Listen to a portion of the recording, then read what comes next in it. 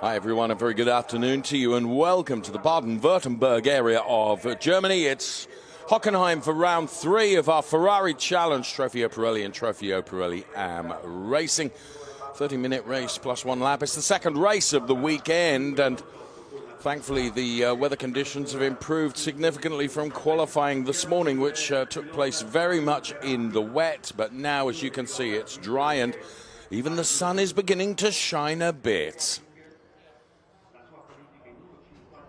There is the formal and official welcome to Hockenheim, and there is the circuit, which I have to say is one of my favorites, 4.574 kilometers long. It is the third round of our 2025 calendar. From here, it's exactly 701 kilometers to the Brno circuit in the Czech Republic, which is round 4. Then 2 dates in Spain, first of those in Valencia. Then it's Barcelona for round 6. Ahead of Spa-Francorchamps in Belgium. And then the finale mondiale this year being held at the Mugello circuit mid-October to bring to a close another fantastic season of Ferrari Challenge racing.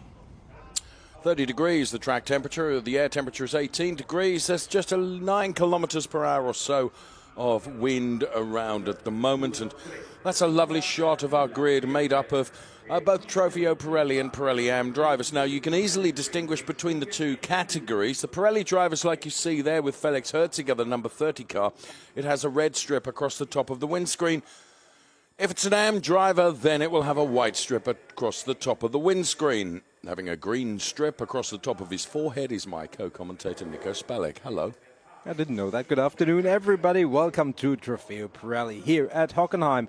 It was a very, very wet qualifying session this morning as it had rained all night long. It has dried up, and looking at the weather forecast, in spite of the clouds overhead, we will have a dry race by all indications. You never 100%, but it's quite likely.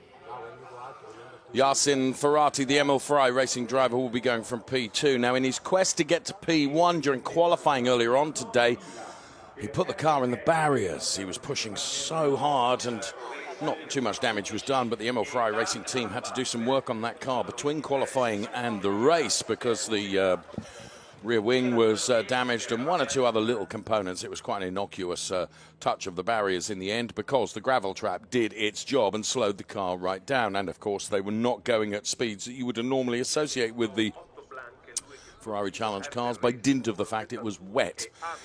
This is Vincenzo Scarpetta then. He will be going from P5 on the grid. Of course, do bear in mind, we'll bring you the grid rundown in full before the start of the race. In fact, we'll do it when the cars are on their formation lap. As always, a rolling start in the Ferrari Challenge. And they will be led around by the safety car, which you can see right now. Let's take a look at the highlights of race 1. Ferrari Challenge, Trofeo Pirelli and Pirelli Am. 5 minutes away from the start of the race, and the tension was palpable. As the cars headed towards the lighting gantry and got underway then, it was Henri Assis that almost found the grass and controlled it beautifully. However, it wasn't going to be good control for the likes of Max Mugelli, Dylan Medler and Quinn Wietlisbach, all of them finding the exit of turn 1 regrettably, and that would bring out the safety car straight away right at the start of the race, and Marco Zanassi having something of a moment, and he of course was leading in the Pirelli Am Championship going into this race. He'd put it on pole position, but it all went horribly south right at the start of the race for him. That brought out another safety car. So, as we rode on board there, that was what it was like, and that was what it was like for Armin Arifpour, who found himself in the gravel, which would bring out yet another safety car. So, Andrew Morrow was another driver. Regrettably, the Gremlins, for whatever reason, meaning that the race was done for the number 4 car, all of which culminated in the fact that it would be an extraordinary sprint right at the end of the race duration period.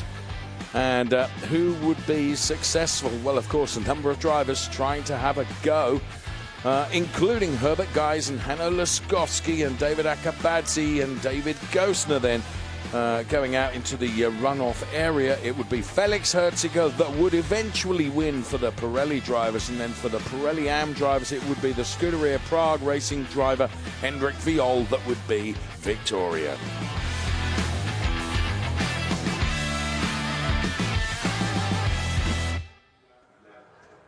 Great to see those celebrations from race 1. Who will be celebrating from race 2? Only time will tell, as we see everyone now making their way away from the grid.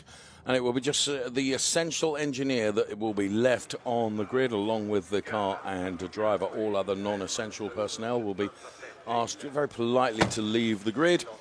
And there is the Dylan Medler car with a slightly different colours now across it as damage, as we saw him going off in turn 1 yesterday. He'll be hoping for better luck today. Dylan Medler, driver of the number 15 car, who's had a win in Europe this year. He took the second race at Monza and also was racing just last weekend in his home gig, if you like, in Miami. And that's where he comes from.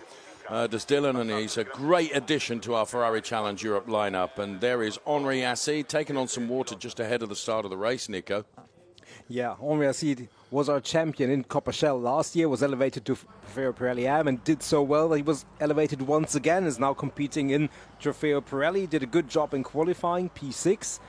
And just a few moments away from the race, anticipation is building inside the cars and also in the grandstands.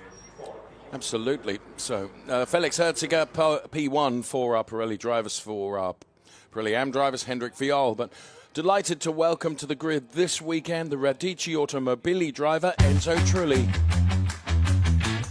Sono Enzo Trulli, 20 anni. Sono cresciuto, diciamo, nel motorsport. Mio padre correva in Formula 1, quindi sin da bambino ero nel paddock, sentivo i rumori dei 10 cilindri. Ho iniziato in go-kart a 10 anni, poi sono passato alle macchine, ho fatto Formula 4, ho vinto il campionato di Formula 4, ho fatto Formula 3 e l'anno scorso sono passato in GT3 e ora sono qua col Ferrari Challenge. È una nuova esperienza ma molto positiva. Sicuramente quando pensi alle macchine da corsa pensi subito a Ferrari. È un sogno da bambino e ora vorrei continuare a lavorare con loro e magari un giorno arrivare in alto. Conoscendo Ferrari e il paddock, sì, mi aspettavo così, non mi aspettavo l'hospitality così grande e così bella. È sicuramente una bellissima emozione quando cammini al mattino e vedi lo stemma Ferrari gigante sull'hospitality. Questa pista è sicuramente storica, ha una storia immensa. Mi piace che è, diciamo, abbastanza vecchio stile, quindi se sbagli rischi di andare fuori, c'è l'erba, ghiaia, quindi è molto bello come circuito, molto tecnico e penso anche per le gare sia molto interessante perché con un lungo rettilineo si possono fare molti sorpassi e comunque non sai mai chi c'hai dietro e magari ti fa una bella staccata. Faccio qualche errore apposta per vedere dov'è il limite, fino a dove posso spingere. C'ho ancora sicuramente tantissimo da imparare, comunque sì, sto imparando sessione dopo sessione, sempre di più la macchina, sempre di più i freni. Qua c'è la mia macchina con cui correrò questo weekend, la Ferrari 296 Challenge, da vedere, devo dire, molto bella, da guidare anche. Sì, in pista sono da solo, ma c'è tutto un lavoro dietro con un sacco di persone, quindi è importantissimo avere un team che ti supporta, perché non si smette mai di imparare, specialmente quando il team è nuovo, io sono nuovo in questa categoria.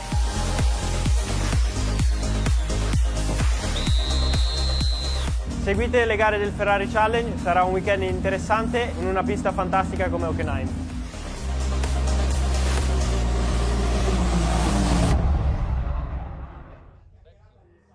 Enzo, we're delighted you're on the grid, and I have to say I spent some time with Enzo and Jarno Trulli last night, and they are terribly lovely people, and Enzo clearly a star in the making, no question about that. 4.574, the Hockenheim circuit then, 16 turns, and 6 of them are left and 10 of them are right-handers, and as Enzo was saying in that really rather lovely piece, that the track is quite technical in places, in other places it's full chat flat. Where you make it work is really rather your opinion. And your choice. The race is about to get underway. Stand by, we'll bring in the grid in full as the cars are released on their formation lap. I remind you, the Pirelli drivers with the red strip across the top of the windscreen. Pirelli Am drivers with the white strip across the top of the windscreen, and we'll do the grid from back to front. You can just see the hospitality here that Enzo was talking about in the that shot as the cars will weave from side to side and try and generate some temperature into the Pirelli tyres. Here comes the grid then in full for you. Going from P22, it's Armin Arifpour. Otto Blank will go from P21. They're both AM drivers, Matt Rossner and Rafael Duran. They go on the 10th row of the grid. It's P20 and 19. David Akabadze and Herbert Guys, they are P18 and 17. Herbert Guys out of position, as too is Andrew Morrow. And there's Danilo Del Favro going from P15. 14 is David Gosner, Hanno Luskowski from P13. And on the 6th row, we find Marco Zanassi and Michael Verhagen. Fastest of the AM drivers was Hendrik Viol. He has Quinn Wiedlisbach, Pirelli driver, alongside him. And then it's Max Mugelli and Enzo Trulli, who we just heard from, going from P8 and 7. From 6 and 5, Henri Acide and Vincenzo Scarpetta. Then it's Gilles Renman and Dylan Medler, both danger drivers from the 2nd row of the grid. But ahead of them are Jasin Ferati and yesterday's race winner, Felix Herziger, goes from pole position. So Felix Herziger doing a very good job in qualifying earlier on today, but qualifying, of course, was in the wet. Nonetheless, he took pole position. Let's hear from him right now. Yeah, amazing first qualifying in the wet here. First time for me in this car in wet conditions, and it took me some laps to get accommodated with it, but it's an incredible car in the wet, so much grip. So I had to get used to having a lot more speed in the corners than what I've known. So I'm very happy for the team, Ram, and for my sponsor Neupack to now have another pole position. And let's see what we can do in the race. If it's wet, we know we have a good car. And if it's dry, we also know we have a good car. So all good. Okay, great to hear from Felix there. Nico, stand by. Pirelli and Pirelli AM drivers. It's not wet conditions as it could have been. It's going to be bone dry, we think, for this race. Yeah, absolutely. It's going to be interesting at the very front. It's also be interesting among the M drivers because they find themselves within the pack, just behind the Pirelli drivers. So arguably they have it even more difficult than those at the very front. It's a very fair point you make. As the Richard Mills safety car will peel off into the pit lane, it will be the responsibility of Felix Herziger and Jasin Ferati to control the pace of the rolling start. Every car has to go through their grid box, otherwise the start will be deemed unsatisfactory. So let's see how they do. There's David Gosner in the number 50 car.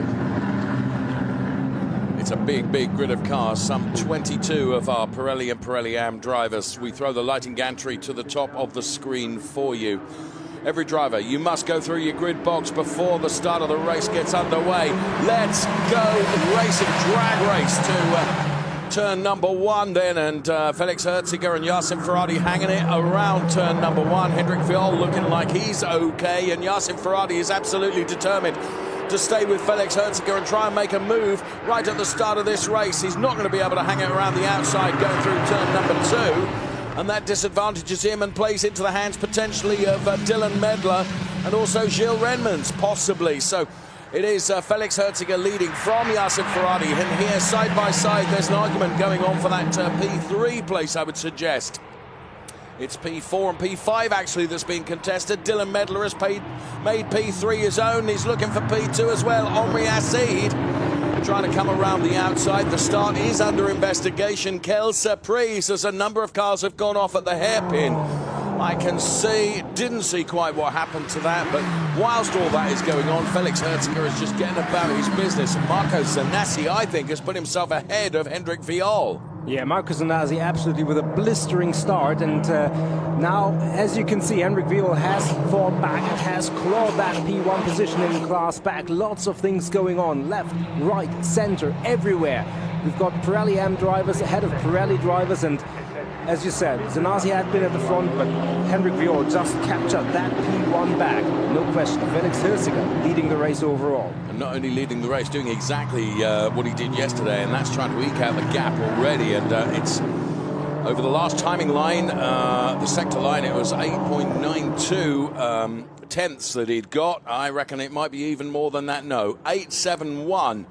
As he crossed the timing line ahead of Jasin Ferati. Here's Hendrik Viol then, who is trying to put Quinn Wiedlisbach between himself and Marco Zanassi. There is the number 92 car of Hendrik Viol. And a car off there, is that what you're pointing at, Nico? Forgive me. Yeah, there was a car that went straight. As we see that ding-dong battle between Viol and Zanazzi is continuing, and for now Zanazzi is in the front. Yeah, it looked like a car had gone fairly straight through that turn one, and I would be surprised if we see a safety car fairly soon, but for now the race is still on and overtaking a possibility. I think it was Quinn Wiedlisbach that went straight on, and I can only guess that from the timing screen that I'm looking at right now, as Dylan Medler having something of a battle there with the car of Gilles Renman. So turn one, we think it might have been Quinn Wiedlisbach that went straight on.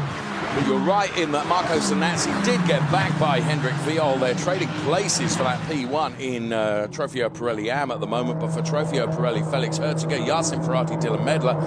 For the Am drivers, as the safety car is called for, it's Marco Zanazzi, Hendrik Viol, and David Gosner is P3. And what car is that? Is it the Quinn Wiedlisbach car? Wow. That's in the gravel, and that's obviously made contact with the barriers, Nico. So Quinn Wiedlisbach is actually having a weekend to forget, I would say, here. Yeah, he's very far ahead in the championship, but let's have a look here at this start. So as the cars all got going then, and one or two cars out of shape, which is why the start is under investigation. See it from a different camera angle right now. I remind you that in the live race, the safety car is being called for. Marco Zanazzi then with an absolutely brilliant start right at the start, gets himself right behind Hendrik Viol, and then the chase is on for the Trofeo Pirelli Am. Both Felix Herziger and Jasin Ferati went so wide at turn number one, they were very nearly in Mannheim. And here we can see it from another angle. Look at this. I mean, now, in fairness, Jasin Ferati had no choice in that. He kind of had to do that. But I think it's fair to say that race control take a more lenient view of track limits, don't they, on the opening lap of the race, particularly through turn one, Nico? Yeah, for sure. But you can't overdo it. Otherwise, if you deem to have gained an advantage, they will still have a look at that. But yeah, definitely more lenient around there. And there is a great onboard shot from that next sequence of turns, and there is Quinn Wiedlisbach, who I don't think there was a touch. He was on his own, I think. Yeah, definitely. Yeah. And Hendrik Viol was right behind it, and I reckon that wrong-footed Hendrik Viol, and that allowed Marco Zanazzi to get to the inside, Nico. Yeah, I think Hendrik Viol sensibly lifted a little bit, not to collect, and Marco Zanazzi thought that, oh, well, that's very fair of you. I'll take it. He didn't need that invitation twice, did he? Ah, well, there we have it then. And there is the very tall Quinn Wiedlisbach, regrettably having to walk away from his car, his race, finishing the same way as it did in race one in terms of a non-classification, which is a super shame for Quinn Wiedlisbach, a very, very lovely young man and clearly very talented. But the rub of the green has not gone his way this weekend, it's fair to say. Now, for Jasin Ferati, he will feel that this is potentially another opportunity for him because, of course, the race gets effectively neutralised, and he will be hoping to try and take the race to Felix Herziger. The advantage that Felix has, of course, is that they will be starting in single file, Nico, when they do go back to racing, which I suspect is not going to be very long from now. With just the Quinn Wiedlisbach car to recover, although there were a couple others off at the hairpin. Maybe it was only one. I think that might have been Hanno Laskowski, but perhaps that was already into a position of safety and therefore is not going to impact or affect when we go back to racing right now. Yeah, I would agree. I hope that it's the lap that they start now will be the last behind the safety car. Another driver who was called out at the beginning is Michael Verhagen, who dropped way down the order, had a great qualifying, led it for most of the time. Now he's down in P8 in class, and that's P16 overall. He will look to recover once we get back to green flag conditions, which we hope will be at the conclusion of this lap. You can see what the drivers are doing, are weaving from side to side, trying to maintain some form of temperature into the tyres and brakes and such like. There's Hendrik Viol, and there is Hendrik's wife, Claudia, watching on in the Scuderia Prague garage. So the top three in each of the categories, Felix Herziger, Jasin Ferati, Gilles Renmans, they are the top three as we look at Jasin Ferati. Top three for our AM drivers are Marco Zanazzi, Hendrik Viol and David Gosner. Herbert Geis right behind him. Herbert Geis on the podium yesterday, and then Andrew Morrow, who had a DNF yesterday, is running in P5 in Ferrari Challenge Trofeo Pirelli M. Big shout out to the Morrow family, with whom we shared some time last night. Very enjoyable it was as well. So Jasin Ferati weaving from side to side. Still no indication of the safety car coming in, and I'd rather think if they had cleared everything, we might have had it by now. It's still a possibility, but it's running late for the safety car to come in at the conclusion of this lap, so it might be another one. Yes, and of course the clock continues to tick down while the safety car is controlling the race. And you're right, we're not far away from reaching that point, that cut-off point where it's the last possible opportunity for race control to say safety car in this lap. I reckon we've passed it now. And therefore we will go for another lap behind the safety car, because we're in the final sequence of turns now before the Südkurve, which are the final turns. So safety car, no chance of that coming in on this lap. So we're going to be under 20 minutes of race duration plus one lap by the time the safety car does come in. And we ride on board with Felix Herziger, who curiously has turned the microphone off on his onboard camera. I don't know if you noticed that, but it's really rather silent, and that's the reason why. So, cars all going by through turn one, where the Quinn Wiedlisbach car is still being recovered. We can see the machinery there that is still there, recovering that Quinn Wiedlisbach car, which surprises me. It didn't look to be that big a hit, Nico, or perhaps I'm being unfair. No, I don't think so. I mean, maybe they're also looking at the integrity of the barriers, which obviously at that point is very key, but there you can see that the recovery vehicle is moving away from there, so I hope that will be a positive indication that safety car in this lap is the next incoming message from race control before too long. Well, as soon as we get it, we will inform you. And indeed, just as Nico promised it, it comes up on our screen and now on your screen as well. The safety car will come in at the conclusion of this lap. So it will be under 20 minutes of racing left. And it will be. Now, Felix Herziger, he had to do a couple of safety car starts yesterday, and he really stacked the whole lot up. Let's see if he adopts the same modus operandi today, because Jasin Ferati, one would think, would be cognizant of when he's going to, that was a word and a half, wasn't it? He's going to know when he's going to go, surely, and he's going to be able to anticipate it this time. Let's see. Each and every driver, of course, will be hoping for the opportunity to make good on the safety car restart. The only difference, of course, is they do it in single file behind the race leader. Hendrik Viol will be very keen to unseat Marco Zanassi from the lead of Pirelli Am once again. Those two having swapped places a couple of times in the course of the start of this race. So safety car speeds up now and will make haste its escape to the pit lane. And once again, Felix Herziger,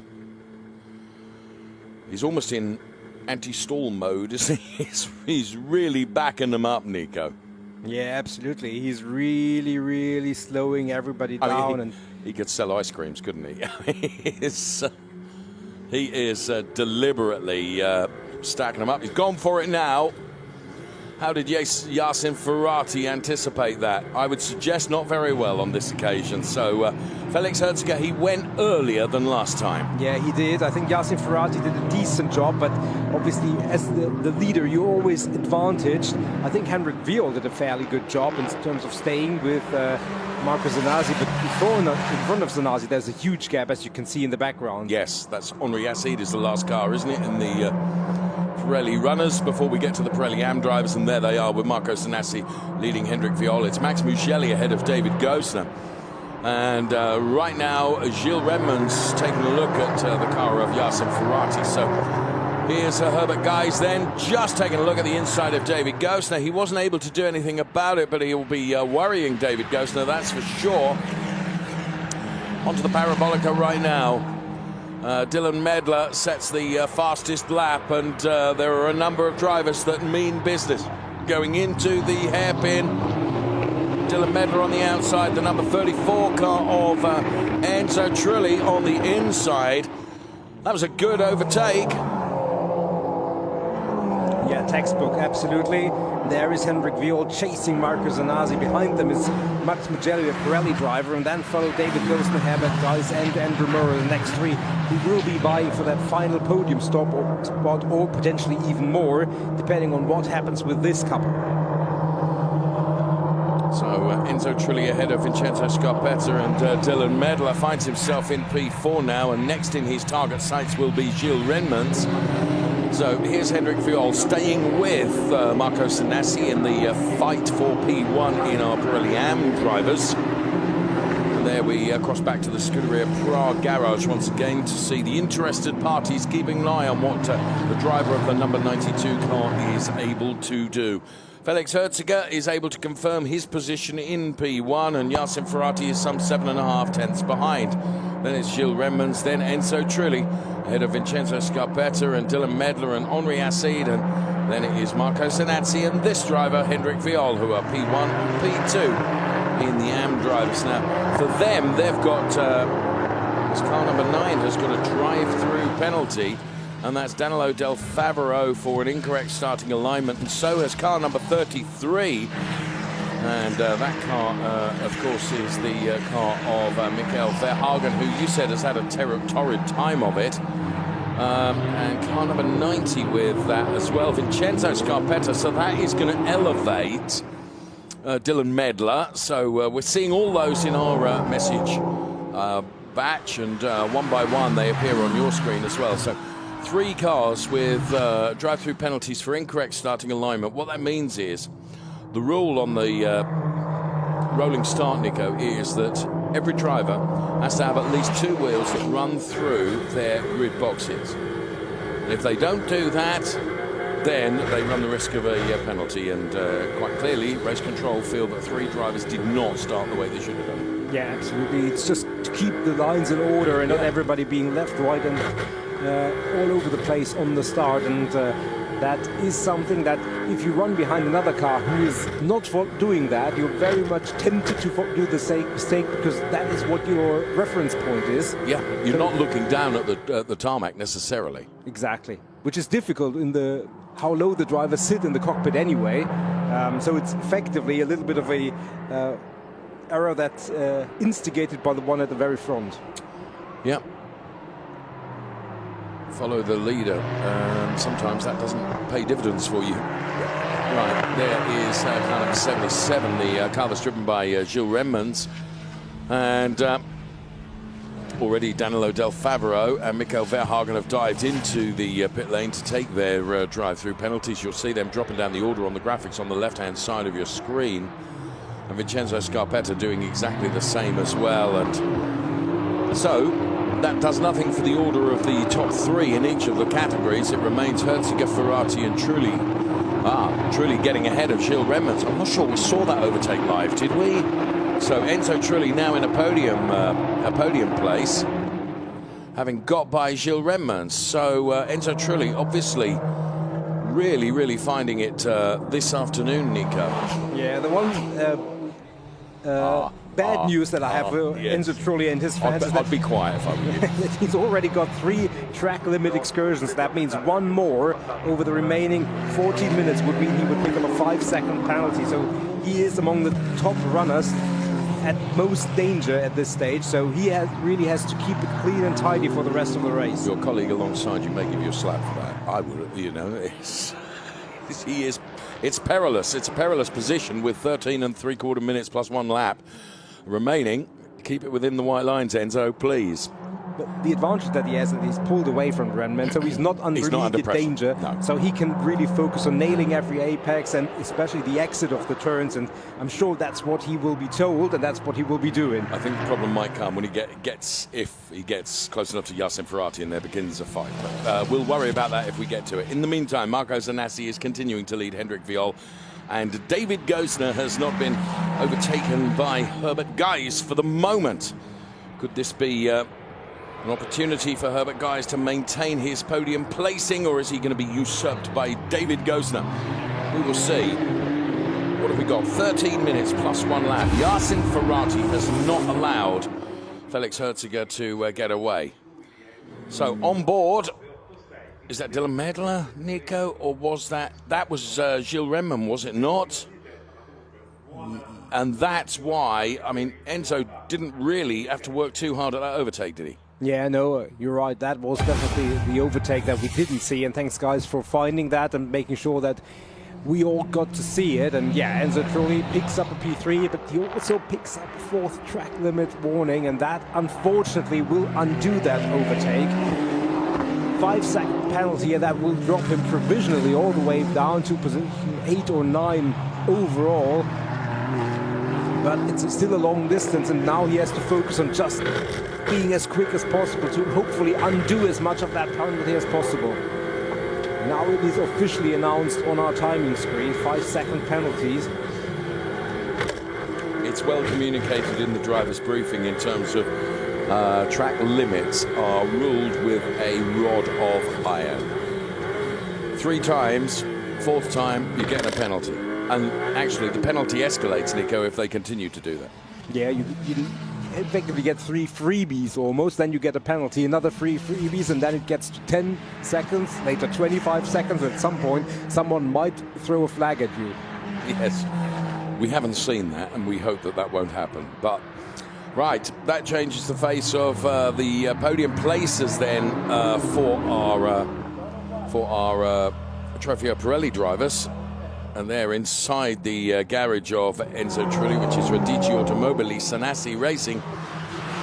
I'm really impressed here, Nico, with Jasin Ferati. Felix Herziger has not been able to get away from him. It's still under 8 tenths between P1 and P2. Now, to be fair, Felix Herziger is not renowned for making errors.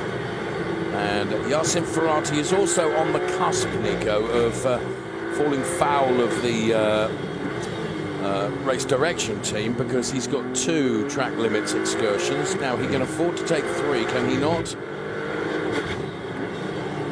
Before he picks up a penalty. Yeah, 3 is still within the limit. Felix Herziger, Jasin Ferati and Gilles Renman all at 2 currently, so they can't be too ambitious, but 2 is still, you still have a small margin, but it's a small one. And the thing is, what you're doing is you're running in the final 10 minutes plus 1 lap of the race. To be fair, none of these drivers have used much of the slick tyres in qualifying. In fact, 0. Therefore, they've got as much tyre longevity as you could possibly have in a Pirelli slick tyre. So you would think the tyre deg is going to be much, much less than in an ordinary race, perhaps. Yeah, that's fair.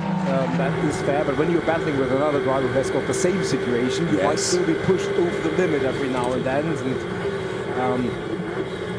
But obviously, it's one thing that the driver coaches and the team managers will tell their drivers. You really have to be aggressive. You really have to be quick, but you always have to be careful at the same time. 9.5 minutes plus a lap remaining. There, Jasin Ferati continuing to chase Felix Herziger. The gap is 7 tenths between P1 and P2. Then on track, it's Enzo Trulli that's P3. However, Gilles Renman would occupy that P3 position at the moment, should the track limits continue to be within the number allotted for the top drivers. It's Enzo Trulli that has fallen foul of the track limits and picked up a penalty. Marco Zanassi having broken away now from Hendrik Violnico. The margin between P1 and P2 in the Trofeo Pirelli AM race is 1.754. David Gosner has got a comfortable margin over Herbert Geiss. So it's all as we were then in the Trofeo Pirelli AM race. At the same time, there is Marco Zanassi, who's not far away from the P6 driver in Pirelli's, which is Henri Acide, who this weekend, and from here on in, one assumes, has been promoted from Pirelli AM to Pirelli drivers by dint of his racing prowess, I would say. So Herziger, Ferati, truly on track. P1, 2 and 3 for the Pirelli drivers. For the AM drivers, it's Zanassi, Viol and Gosner. And I have to say, absolutely thrilled. Alongside us is former Ferrari Challenge champion and star Axel Sartingen, who of course is German and isn't racing all that often now, which is a great shame, and he joins us in our commentary studio. Axel, it's always a delight to see you, though we would rather see you on the track, friend. So we stay as we are then, with just under 7.5 minutes remaining plus 1 lap, and we ride on board with Jasin Ferati. I'm really impressed with this because the gap has been kind of 5/10, 6/10 for the entire duration, Nico. Yeah, absolutely. And remember, Felix Herzig is on a 3-race win bound, so he has all the confidence in the world. And for Jasin Ferati to keep up with him, I mean, obviously keeping up with him is one thing. He wants to get by, but I think he's also trying to focus his attention on the end of the race when he will have a go, possibly. At the risk of getting a slap from our production assistant alongside us here, Enzo's now up to 5 track limits excursions. I just thought I'd mention it. It's also a member of the Enzo Trulli fan club as Michael Verhagen makes his way past car number 27 very, very well indeed, which is Rafael Duran. And now that once the door was opened, going through was Danilo Del Favro as well. And there's now a time penalty for Herbert Guys, is that, Nico? Yeah, he picked up his 4th penalty, and that drops him from P4 quite a few positions down. So David Gostner can breathe a sigh of relief in terms of P3. Yeah. Now, there is good news also for Enzo Trulli, because he's extended his lead over Gilles Redmond to 3.4 seconds. Oh, now so if he could... He's only 1 seconds away from offsetting the penalty he gained earlier.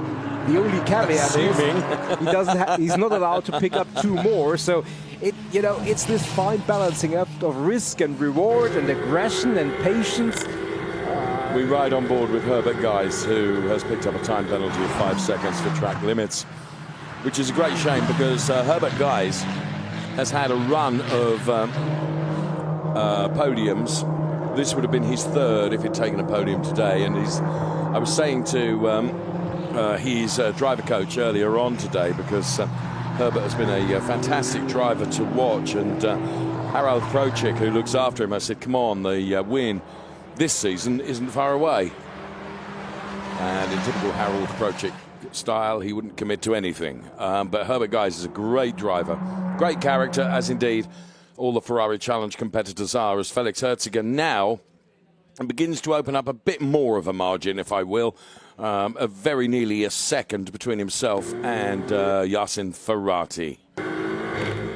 Right on board with the car of Felix Herziger, the Reparto Corsa Ram Einico team that engineer that car and have done a good job. What have we got? 5 minutes plus 1 lap of Ferrari Challenge, Trofeo Pirelli and Pirelli Am racing. Yeah, as you say, Felix has opened the gap a little bit, but it's come down again. Because the back end of the car, you can see the Felix Herziger car was sideways coming through the hairpin there. That allowed Jasin Ferati to get a bit closer. So maybe this isn't all done and dusted yet, Nico.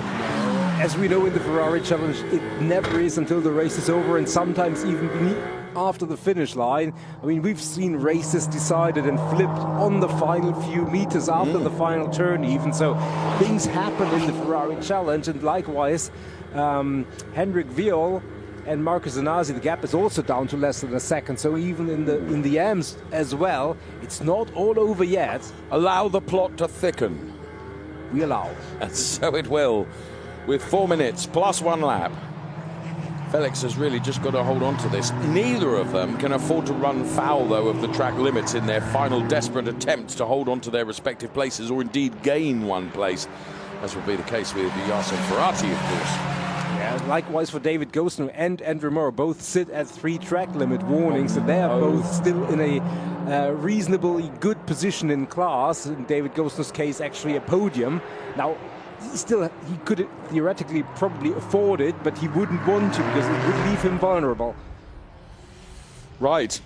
So it's the final dash towards the checkered flag for our drivers then. And Jasin Ferati, where can he find? I mean, the pace maintenance between the two of them has been impeccable. And here's Marco Sanassi. He's going to be under threat now from the number 92 car of Hendrik Viol, the really rather distinctive purple and yellow colours of Hendrik Viol there. Running up towards Marco Zanassi. Now both of them are excellent drivers under braking.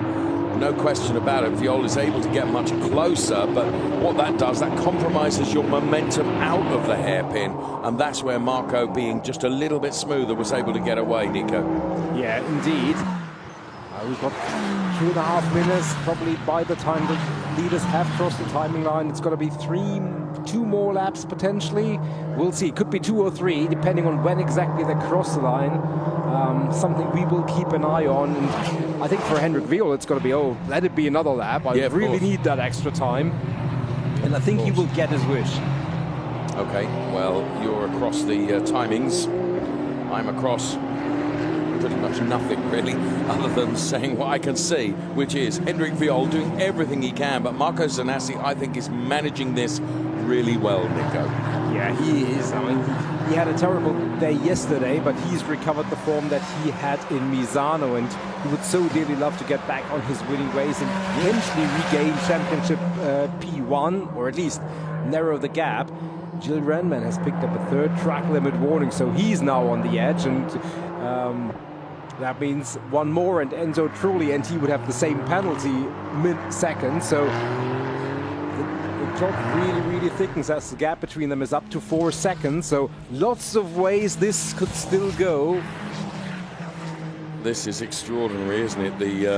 When I said about the thickening of the plot, I didn't think there would be quite so many connotations, but there are.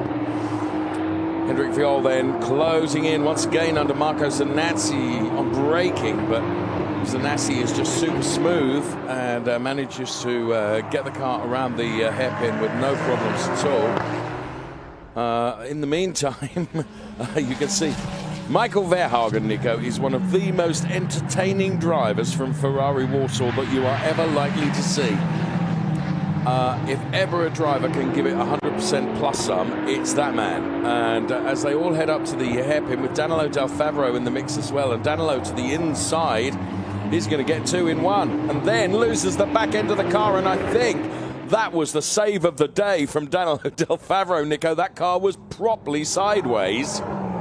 Yeah, sometimes a little bit of a touch with another car might actually help stabilize your car. It's rare, but it might have happened there. Michael Verhagen, he's not really the benefit of the... No. Doesn't have the run of the green at all. Is really struggling. I think Otto Blank has come through as well on Danilo Del Favro. My goodness. This is just extraordinary. Right at the end of this race, when Felix Herziger crosses the timing line, we will start, I think, the final lap of this race. Oh, bring it on. We could do with a few more laps. Danilo Del Favro takes to the grass, the curbs, and anything else he can in his quest to get by the car ahead of him, Matt Rosner. And then there's Michael Verhagen, and they're all in there and having a brilliant race. And this is fantastic. Now, in the red and yellow car, it is Michael Verhagen. And then, absolutely side by side. This is not somewhere where ordinarily you would see an overtake. However, I mean, fair play to all 3 of them. They are giving each other racing room, and it is compelling stuff. Absolutely, and it's so easy to make a mistake when you're so many cars battling, but Michael Verhagen now, I think, has the bit between his teeth. He's now on the inside. If he can hold it together, if he can scrub up the speed, then potentially he's done it. But now here we go back to the front of the amps, and there Hendrik Viol is now markedly closer to Marco Zanassi as they have just over a lap remaining. Yes, what Hendrik needs is a small error from Marco Zanassi. Marco Zanassi is not renowned for making a mistake, it has to be said. On track, it's Herziger, Ferati, and then it's Trulli. And on track for the AM drivers, it's Zanassi, it's Viol, and then it is David Gosner. And then there is such a battle going on between Matt Rosner, Michael Verhagen, and Danilo Del Favro. In fact, I think Danilo has dropped to the back of that pack now. if the timing screen is to be believed, as Hendrik Viol, it's now or never, Nico. This is the only opportunity he's going to get, because he's started the final lap of this race in the AMS to get by Marco Zanassi. One of his best opportunities is going to come at the hairpin. Who's going to go inside? Who's going to go outside? Michael Verhagen. Felix Herziger leading, though. Jasin Ferati, I think, is just too far away as Hendrik Viol goes for the outside. Now he'll try and switch back and get to the inside, but he's not close enough, Nico. But he's got more momentum. This is not over yet, but I think Marco Zanassi has just done enough. But Hendrik Viol, this is almost last attempt. He's going to try. He's going to try the inside. He is there. It's Respect to both of them. Oh, where? I think the best opportunities for our driver of the number 92 car, Hendrik Viol, have gone. But great driving from both of them. Great driving from Felix Herziger as he takes another win in Trofeo Pirelli. And it's a Jasin Ferati that takes P2. Now, Enzo Trulli has done enough to maintain his podium, hasn't he? By 0.3 of a second, he's just on the final lap. On the final lap, he just made enough. It was the beginning of the lap. They were dead heat. Marco Zanassi wins in the AMS ahead of Hendrik Viol. And then it will be David Gosner that takes a podium. What an extraordinary race, Nico. Wow, I mean, Enzo Trulli among them, and we can have a camera into the garage of the Trulli family and clan and supporters, and another podium for Enzo Trulli, the place where his father was so successful in German Formula 3 and Formula 1, took multiple podiums here, and it's a family tradition. Hockenheim on the podium, and well, Felix Herziger is making a tradition of being at the top of the podium, period, wherever he races. Absolutely brilliant racing we've seen so far today. Yeah, and there you can see the two protagonists in the AMS. That was, I mean, there was barely the width of a cigarette paper. Absolutely. Between those two drivers. Yeah, that was fantastic. And they were running side by side there and giving themselves credit. I'm sure that will continue on the podium. And there is celebration in pit lane. Brilliant. And Gianmarco Marzioletti and Jarno Trulli then embrace another fantastic podium.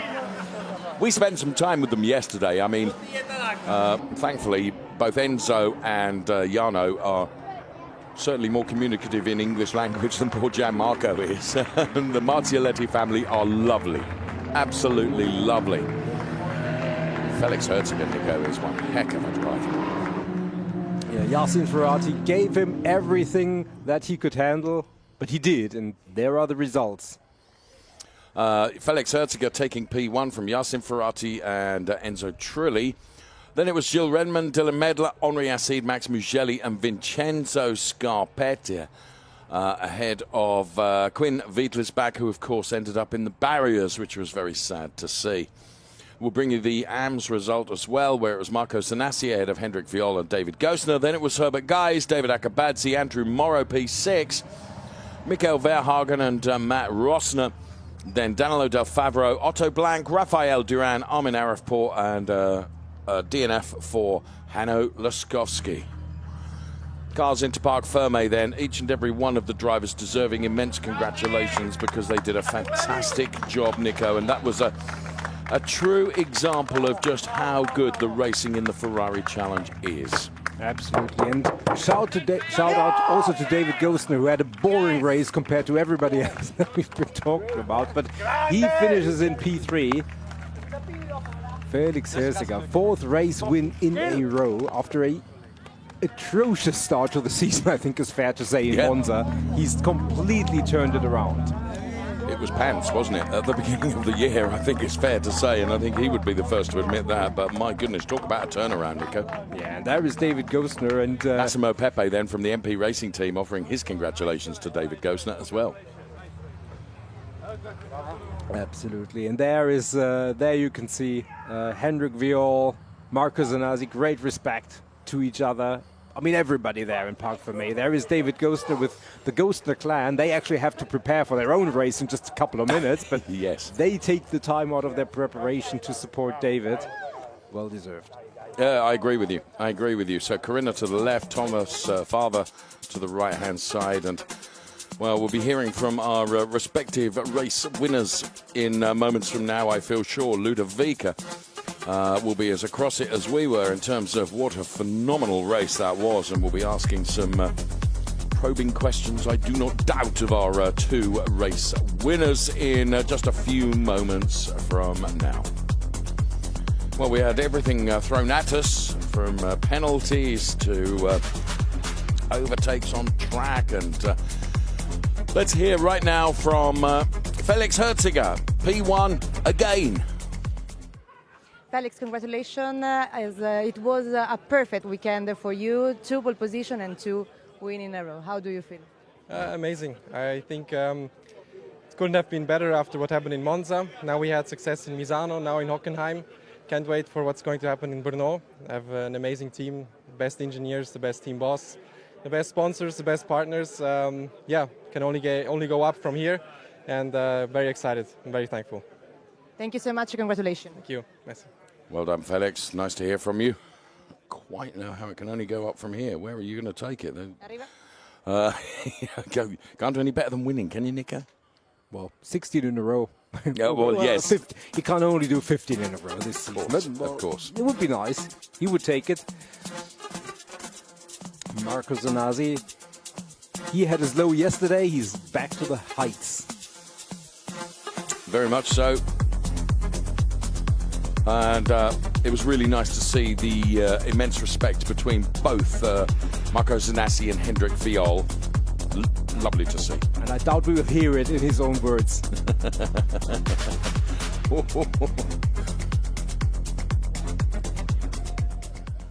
Wow, Marco, congratulations. It was a tough race for you. You have control until the end, managing in the best way your car and your strategy after a good start. Yes, I mean, I have to say thank you very much for my team, because yesterday we had a collision with Verhagen. It was not his fault as well, but, you know, we crashed the car. So tonight they fixed the car and they did really a good job, amazing job. At the end, we struggled a little bit the front because, I mean, anyway, we had set up half like raining and half dry. But, yeah, I mean, really, it was tough to having Hendrik as usual behind. So it was like, you know, tough. But anyway, everything is good when, you know, we... Thank you so much. Congratulations. Thank you very much to you. Ciao, ciao. Well done, Marco. Ferrari Challenge, Trofeo Pirelli and Pirelli Am Race 2 about to take to the track. The threat of rain was never far away, and it certainly impacted qualifying. Would it impact the race? Of course, the mix of Pirelli drivers with the red strip across the top of the windscreen and the Am drivers with the white strip across the top of the windscreen. Felix Herziger put it on pole position for the Pirelli drivers. And whilst many drivers ran wide going through turn number 1, Jasin Ferati, his best opportunity to try and wrestle away that P1 from Felix Herziger, had probably gone on the opening lap. Marco Zanazzi initially getting by Hendrik Viol. Hendrik Viol, though, trying to come back as the battle for the lead in Pirelli Ams continued. And drama for Quinn Wiedlisbach, who made contact with the barriers. That would bring out the safety car. And Enzo Trulli getting by Dylan Medler, proving what a star he is, no question about that. And there you could see other cars, Gilles Remans, who advantaged Enzo Trulli still further, and Armin Arifpour through the hairpin. There was lots going on. Michael Verhagen, perhaps one of the most entertaining drivers out there on track, and unorthodox in terms of where he would place the car for an overtake, but 9 times out of 10 he seems to make it work, and that was perhaps one of the biggest saves from Danilo Del Favero as the car went sideways, but he got it pointing in the right direction once again. It was a remarkable Trofeo Pirelli and Trofeo Pirelli Am races. Felix Herziger would make it 2 out of 2 this weekend and take victory at Hockenheim. And for the Am drivers, it would be Marco Zanazzi that would be victorious for the Motor Service Pinetti Motorsport team ahead of Hendrik Viol. Congratulations all round for our race winners. Let's take a look at the statistics of that race then. The statistics don't really tell the whole story, but I think really we should have another little row there which says entertainer of the day as well, because Michael Verhagen would be getting my vote in terms of what he did out on track and trying to make things count. It's where we go next. It's the podium, and Michele Mambelli will be bringing the drivers out. Of course, 2 podiums to come, one for the Pirelli drivers, one for the AM drivers. First podium, Pirelli main class. Third on the podium, Enzo Trulli. Second driver on the podium, Jasin Ferati. And the winner is Felix Irsiger. On the podium, team manager Ineco Reparto Corse RAM. Giorgio on the podium from the team.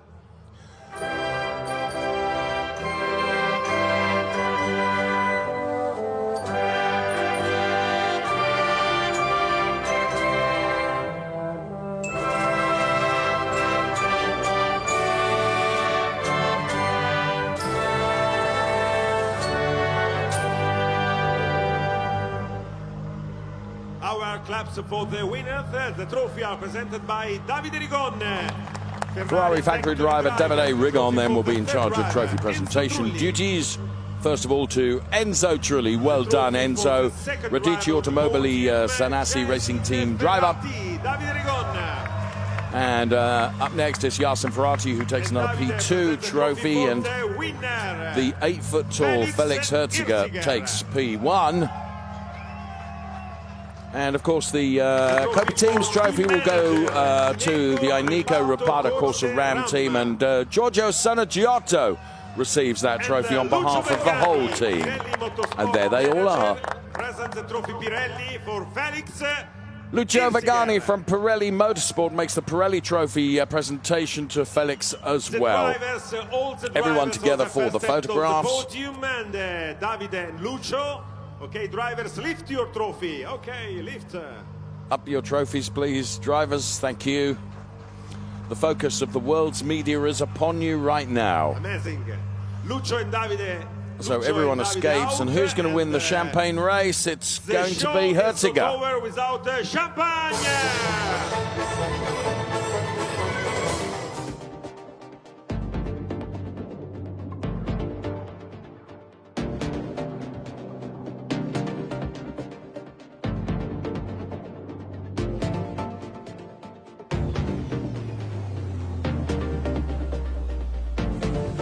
Top 3 cars then that have provided the wheels to take our drivers to those podium positions. We do have a Pirelli AM podium to come as well.